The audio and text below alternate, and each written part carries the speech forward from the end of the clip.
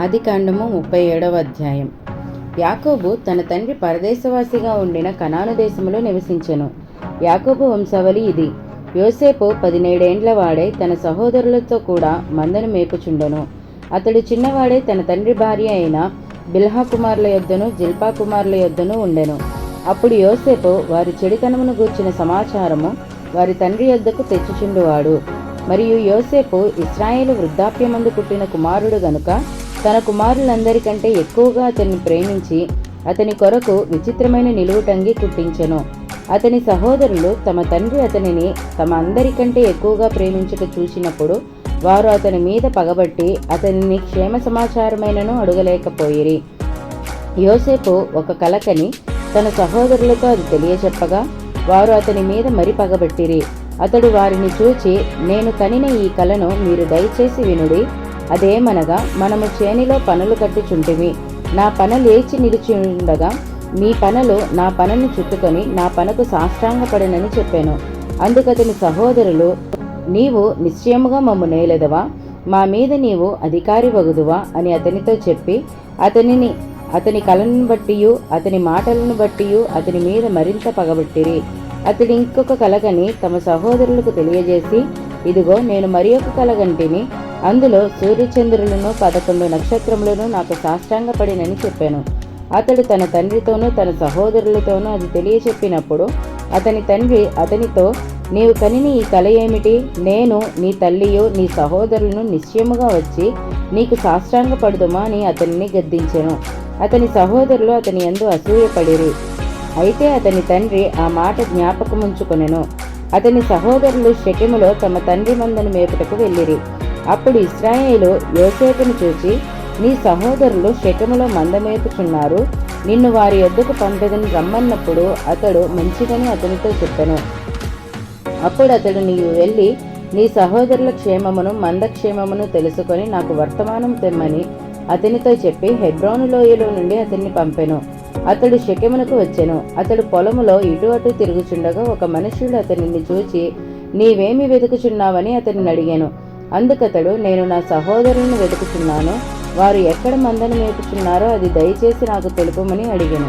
అందుకు ఆ మనుష్యుడు, ఇక్కడి నుండి వారు సాగి వెళ్ళిరి, వారు దోతానుకు వెళ్ళుదము రండని చెప్పుకొనుట వింటినని చెప్పెను. అప్పుడు యోసేపు తన సహోదరుల కోసము వెళ్ళి దోతానులో వారిని కనుగొనెను. అతడు దగ్గరకు రాకమునుకు వారు దూరము నుండి అతన్ని చూచి అతని చంపుటకు దురాలోచన చేసిరి. వారు, ఇదిగో ఈ కలలు కనువాడు వచ్చుచున్నాడు, వీని చంపి ఇక్కడనున్న ఒక గుంటలో పారవేసి దుష్టమృగం వీని తినివేసినని చెప్పుదుము. అప్పుడు వీని కలలేమగునో చూతుము రండని ఒకనితో ఒకడు మాట్లాడుకొనిరి. రూబేను ఆ మాట విని, మనము వానిని చంపరాదని చెప్పి వారి చేతులలో పడకుండా అతను విడిపించెను.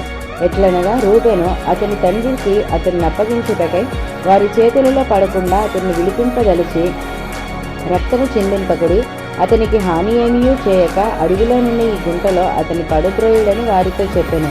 యోసేపు తన సహోదరుల యొద్దకు వచ్చినప్పుడు వారు యోసేపు అంగీని అతడు తొడుగుకొని ఉండిన ఆ విచిత్రమైన నిలువుటంగీని తీసివేసి అతని పట్టుకొని ఆ గుంటలో పడద్రోసిరి. ఆ గుంట వట్టిది, అందులో నీళ్లు లెవ్వు.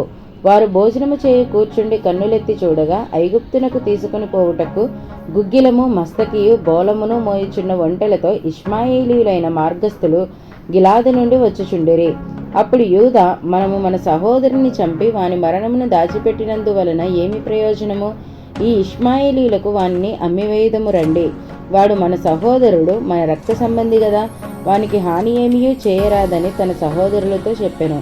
అందుకతని సహోదరులు సమ్మతించిరి. మిద్యానీయులైన వర్తకులు ఆ మీదిగా వెళ్ళుచుండగా వారు ఆ గుంటలో నుండి యోసేపును పైకి తీసి ఆ ఇష్మాయేలీలకు 20 తులముల వెండికి అతనిని అమ్మవేసిరి. వారు యోసేపును ఐగుప్తునకు తీసుకొని పోయిరి. రూబేను ఆ గుంటకు తిరిగి వచ్చినప్పుడు యోసేపు గుంటలో లేకపోగా అతడు తన బట్టలు చింపుకొని తన సహోదరుల యొద్దకు తిరిగి వెళ్ళి, చిన్నవాడు లేడే, అయ్యో నేనెక్కడికి పోదుననగా వారు యోసేపు అంగీని తీసుకొని ఒక మేకపిల్లని చంపి దాని రక్తములో ఆ అంగీ ముంచి ఆ విచిత్రమైన నిలువుటంగీని పంపగా వారు తండ్రి యొద్దకు దాన్ని తెచ్చి, ఇది మాకు దొరికెను, ఇది నీ కుమారుని అంగీ అవునో కాదో గుర్తుపట్టుమని చెప్పిరి. అతడు దానిని గుర్తుపట్టి, ఈ అంగీ నా కుమారునిదే, దుష్టమృగము వానిని తినివేసెను. యోసేపు నిశ్చయముగా చేల్చబడినెను. యాకోబు తన బట్టలు చింపుకొని తన నడుమున గోనెపట్ట కట్టుకొని అనేక దినములు తన కుమారుని నిమిత్తము అంగలార్చుచుండగా అతని కుమారులందరూ అతని కుమార్తెలందరూ అతనిని ఓదార్చుటకు యత్నము చేసిరి. అయితే అతడు ఓదార్పు పొందనొల్లక, నేను అంగలార్చుచు మృతుల లోకమునకు నా కుమారుని యొద్దకు వెళ్ళెదనని చెప్పి అతని తండ్రి అతని కోసము ఏడ్చెను.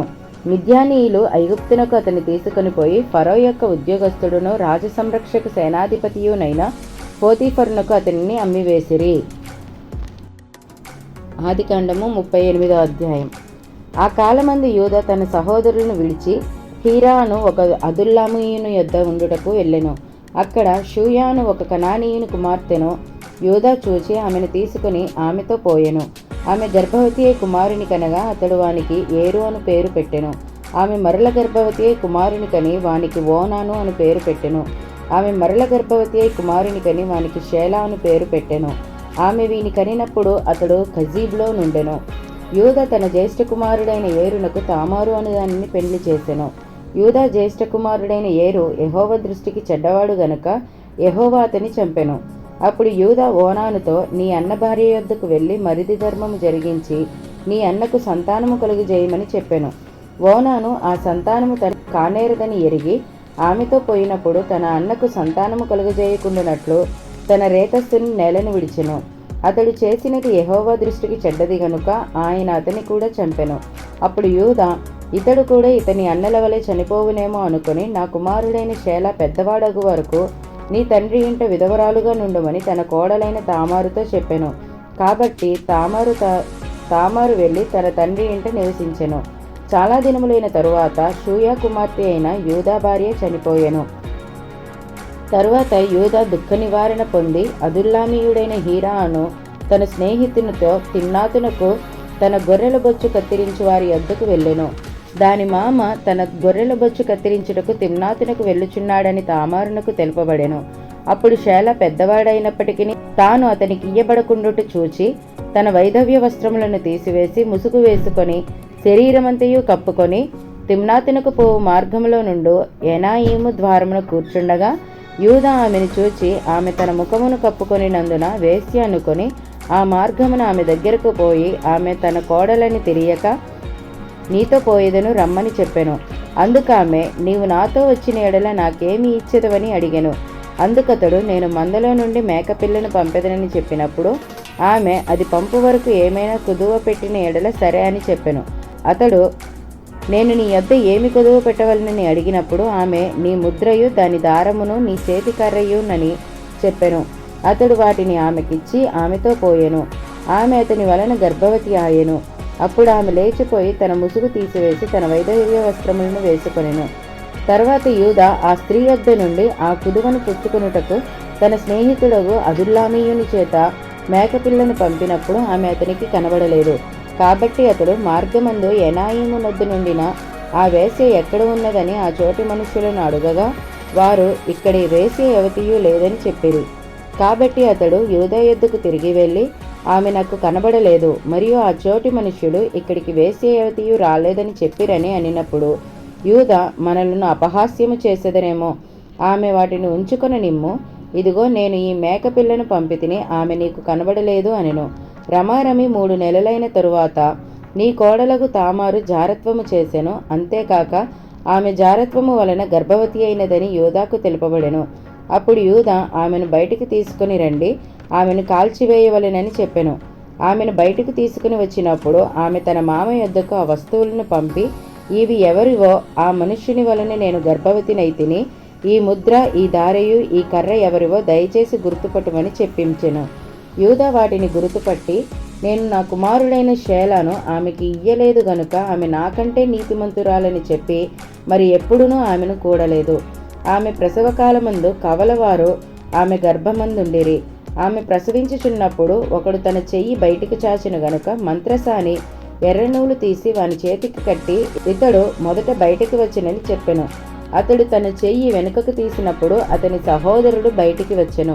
అప్పుడు ఆమె, నీవేళ భేదించుకుని వచ్చిటివనెను. అందుచేత అతనికి పెరెసు అని పేరు పెట్టబడెను. తరువాత తన చేతిని తొగరుగల అతని సహోదరుడు బయటికి వచ్చెను.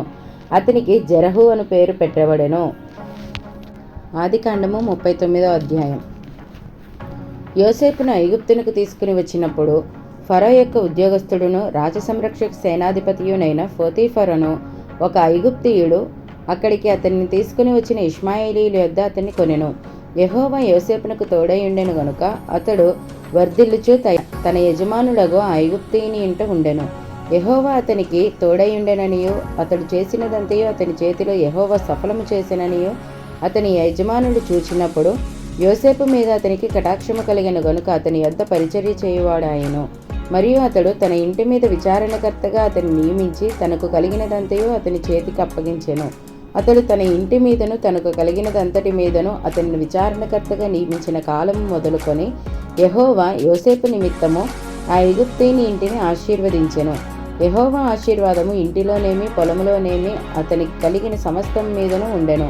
అతడు తనకు కలిగినదంతయు యోసేపు చేతికి అప్పగించి తాను ఆహారము తిను తప్ప తనకేమి ఉన్నదో ఏమి లేదో విచారించినవాడు కాడు. యోసేపు రూపవంతుడును సుందరుడునై ఉండెను.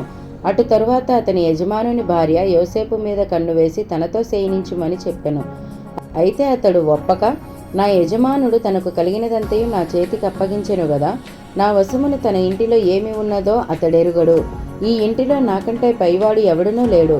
నీవు అతని భార్యవైనందున నిన్ను తప్ప మరి దేనిని నాకు అప్పగింపక ఉండలేదు. కాబట్టి నేనెట్లు ఇంత ఘోరమైన దుష్కార్యము చేసి దేవునికి విరోధముగా పాపము కట్టుకొందునని తన యజమానుని భార్యతో అనెను. దినదినము ఆమె యోసేపుతో మాటలాడుచుండెను గాని అతడు ఆమెతో శయనించుటకైనను ఆమెతో ఉండుటకైనను ఆమె మాట విన్నవాడు కాడు. అట్లుండగా ఒకనాడు అతడు తన పని మీద ఇంటి లోపలికి వెళ్ళినప్పుడు ఇంటి మనుష్యులలో ఎవరునూ అక్కడ లేరు. అప్పుడు ఆమె అతని వస్త్రము పట్టుకుని తనతో శయనించుమని చెప్పగా అతడు తన వస్త్రమును ఆమె చేతిలో విడిచిపెట్టి తప్పించుకొని బయటకు పారిపోయెను. అతడు తన వస్త్రమును ఆమె చేతిలో విడిచి తప్పించుకుని పోవుట ఆమె చూచినప్పుడు తన ఇంటి మనుష్యులను పిలిచి, చూడుడి, అతడు మనల్ని ఎగతాళి చేయుటకు ఒక హెబ్రీయుని మన యొద్దకు తెచ్చియున్నాడు. నాతో శయనింపవలెనని వీడు నా యొద్దకు రాగా నేను పెద్ద కేక వేసి తిని, నేను బిగ్గరగా కేక వేయుట వాడు విని నా దగ్గర తన వస్త్రమును విడిచిపెట్టి తప్పించుకుని బయటకు పారిపోయినని వారితో చెప్పి అతని యజమానులు ఇంటికి వచ్చే వరకు అతని వస్త్రము తన దగ్గర ఉంచుకొనెను. అప్పుడు ఆమె తన భర్తతో ఈ మాటలు చొప్పున చెప్పెను, నీవు మన యొద్దకు తెచ్చిన ఆ హెబ్రీ దాసుడు నన్ను ఎగతాళి చేయుటకు నా యొద్దకు వచ్చెను. నేను బిగ్గరగా కేక వేసినప్పుడు వాడు తన వస్త్రము నా దగ్గర విడిచిపెట్టి తప్పించుకుని బయటకు పారిపోయినెను.